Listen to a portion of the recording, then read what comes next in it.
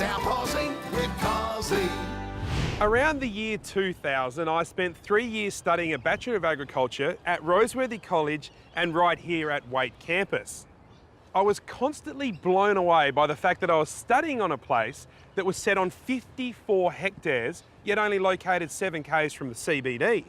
Yet so many of my city slicker mates who live just near here didn't even know the place existed. So I'm going to devote the next 15 minutes of South Aussie with Cosi to show you around Waite campus.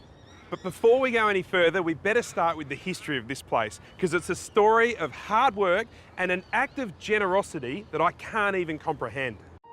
It's amazing that Peter Waite would end up with such a grand estate, because he really came out with nothing. He was the third of 3 sons that migrated to South Australia from Scotland, and he, through ingenuity, hard work, a lot of innovation, was able to build up a fortune over the years as a very successful pastoralist and businessman.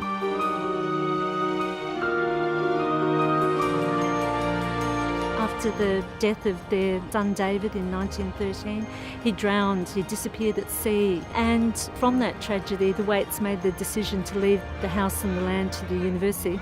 And there's incredible generosity to give this all back. We owe a lot to the Scots, I think, here in South Australia. They really supported education, not only Peter Waite but Thomas Elder, Robert Barr-Smith, and they have this notion of giving back to the colony that they've done really well in.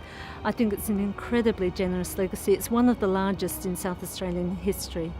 I hope, I like to think that Peter Waite would love what we're doing with the house today, because he didn't leave it to the university to be a mausoleum to himself and his wife. He wanted it used, and we're very much a working museum. So we have concerts and we have conferences and talks and a whole variety of activities, as well as being open generally for people to come and have a look around. This is my favourite house in the whole of Adelaide. It is Urrbrae House, the home of Peter Waite. There are 2 things that you need to know about this home. Number 1, it was believed to be the first home in South Australia to have electricity. And number 2, this was the first home in the whole of Australia to actually have a refrigerator. In fact, it's the second Urrbrae House. The first was built about 1850 and was the family home of Robert Forsyth McGeorge, and he actually named Urrbrae, Ur for his home parish in Scotland and Brae for a hill going down to a creek. The Waites moved into the first Urrbrae House in 1877 but found it was too small, and they had this beautiful 1891 house built so that they could entertain more lavishly. Today, Urrbrae House is really the historic and cultural heart of the Waite campus. We're a museum. We're open to the public on Monday, Tuesday and Thursday, and we have a lot of other tours and events. And we also do a lot of education programs, especially for primary schools here as well. And best of all, Urrbrae House is free to the public, so we love having in visitors. Come bring the family during school holidays. We've got additional tours and of course the grounds around to explore. You can make a whole day of it here just in the historic precinct.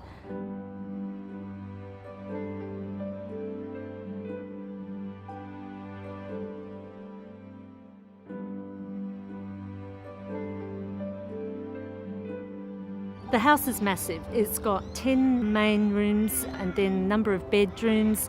It actually is a really unique building. It isn't like other Victorian buildings. It's very light and airy. It was purpose-built for the site and is actually tucked into the hillside, so in summer the family could escape the heat and actually live downstairs, partly underground. Could this be one of the earliest man caves in Australia?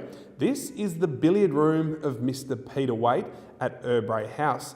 This is actually the original billiard table, built back in like 1891, and this was the only room in Urrbrae House where Peter Waite allowed smoking. In fact, he kept some pipes up above the fireplace there in a locked cabinet for his guests.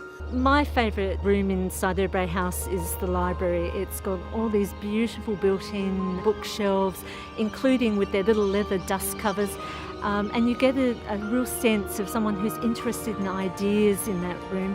And I just love the fact that this is where Peter and his family perhaps thought about what they were going to do with their estate into the future.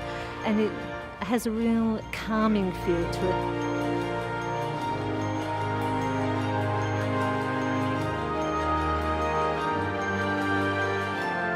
This house was really grand back in its day. It was decorated by an English designer called Oldham Heaton. Now, he was very famous in England. In fact, his designs were used in the Titanic.